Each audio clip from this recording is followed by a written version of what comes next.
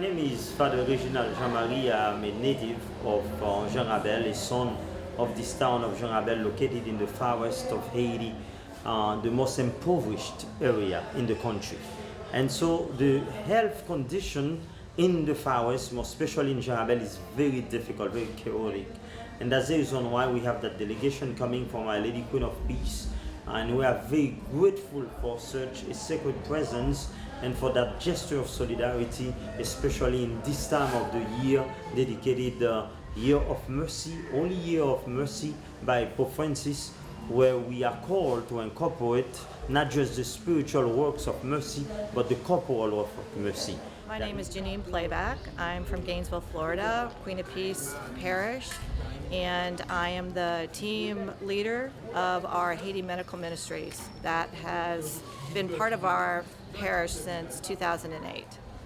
I find myself here on Saturday experiencing Jean-Rabel. Jean-Rabel is a community that is in the very north part of Haiti, very underserved. Little did I know 3 months ago, talking to Father Reggie at a rest stop off the Florida Turnpike with his two nurses, that we would find ourselves in this community. But we've been called to help. We've been called in this Year of Mercy to give back to others, and I felt that we really needed to explore the possibility of our parish co-partnering with Father Reggie's parish in Miami and see if we can bring help to the very needed in Jean-Rabel. Jean-Rabel is a very beautiful community. It's a very old community. Its roots go back hundreds of years. It is a community that has people that are so loving, so caring, that so desperately need us. They have a community of almost 175,000 in this community, with one hospital that has 30 beds, of which maybe 20 have mattresses, one nurse taking care of all the patients in the hospital. They have dedication beyond belief, but no supplies, very little means of getting the supplies. And it is not a private foundation hospital as what we are used to going to. It is run by the government, but the government can only do so much, and they are working within the constraints of the government here. So I see that our parish can certainly help them as much as we can to bring this type of care needed. There are no surgeons. There is not an OBGYN. There are 2 internal medicine physicians that I met that work tirelessly. One works in a clinic out in the outskirts and goes to the outskirt clinics, and there is one internal medicine young woman that is ministering to all of these people along with the pediatric population.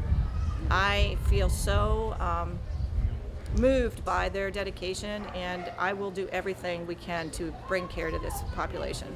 So I want to give you a little description of what the hospital is like.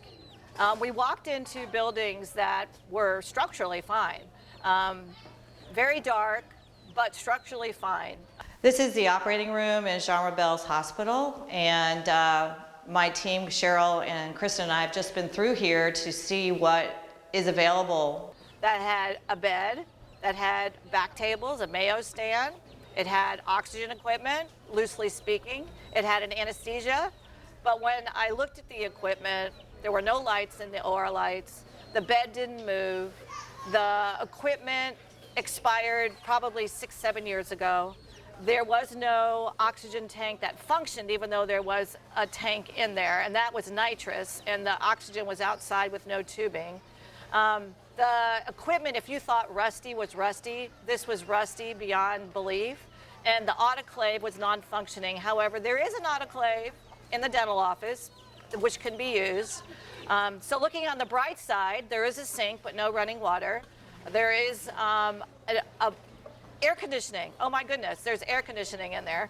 I'm not sure if it works, but there's an air conditioner. So looking at that, there's a lot of the function of it can work.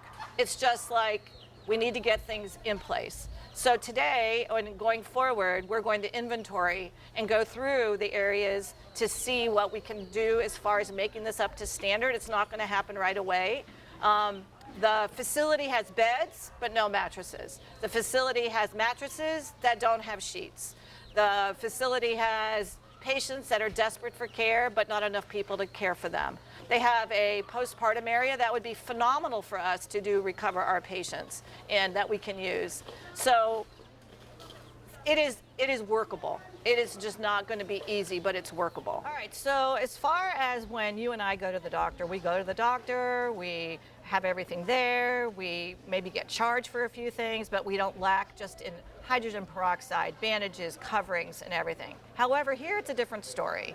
When you come here to the hospital, you have to buy your bandages, you have to buy the peroxide, you have to buy the IV tubing, the IVs, in order to be treated, because there is not enough to be given away, because the government doesn't have that ability to be able to give everybody free care as far as their equipment and what they need. So all of us that have been collecting, and we have stuff, when I tell you you need simple Band-Aids and you need simple gauze pads and to be able to take care of these people, that is what we're talking. We're talking grassroots here, starting from the bottom and working our way up, because the 8 bags of supplies that I brought hardly even is like a drop in the bucket of water of what is needed. And though we are going to distribute them and give them out to clinics, they're gone. So from what my perspective is, we start and come out here and bring things that can get our ministry started on the grass level and then continue to add to it. Now I want to talk to Queen of Peace, and I want to talk to our parishioners at our church, who has been since 2008 so supportive of our Haiti ministry. I know we can make a difference. I know that we can bring care to this community. I know it's going to be the hardest thing we've ever undertaken in our life to be able to get this town or even the hospital to a point that I feel comfortable in bringing down a medical team, because the doctors and nurses that have come before, you know what I'm talking about when I say that where we were in St. Boniface was unbelievable as compared to what we are walking into here. But you've trusted me in the past, and you know I wouldn't bring you anywhere that you couldn't make a difference, and we need to make a difference here. There is no question in my mind that we can make a difference, but I need everyone here to support us. So when I ask, I know you always answer, and I'm going to come up with a plan that we can make a difference. So going forward, please just know that this is a town that desperately needs our help. And we, along with Father Reggie and his parishioners, are going to make a difference. Listening to Janine and her speaking, and she said it was not going to be easy. But if it was easy, God wouldn't have given us this mission. From seeing everybody on the team and my involvement with the ministry, if it's easy, we need to do something that's not easy.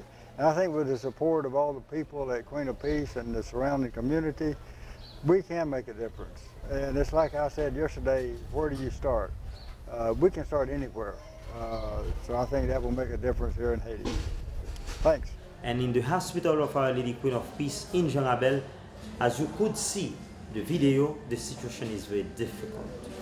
People have to drive over like 60 kilometers and unpaved roads to go seek better help. Sometimes they go to the hospital in the city of Port-au-Prince in the same condition. As you know, the condition of health in Haiti is very difficult. And therefore, we are asking you, all of you who are watching it, to show some kind of mercy, to show some kind of compassion, to show solidarity with these people. If you feel that the Lord is calling you to help, please do not hesitate. What you are doing will bear fruits in the life of your family, in the life of your children, and most especially will bring resurrection to so many people who are condemned to die in the silence of history, most especially in the far west of Jean-Rabel. We pray that the good Lord will bless you, will support your family, and we pray also that you will respond to the call of God, that is to help those who are broken, and most especially the sick in Jean-Rabel. God bless you, and thank you already for your kind presence and also for your support to the people of Jean-Rabel. As As a team, we will walk in love and act in mercy. The Mass never ends. We take it with us. Thanks be to God.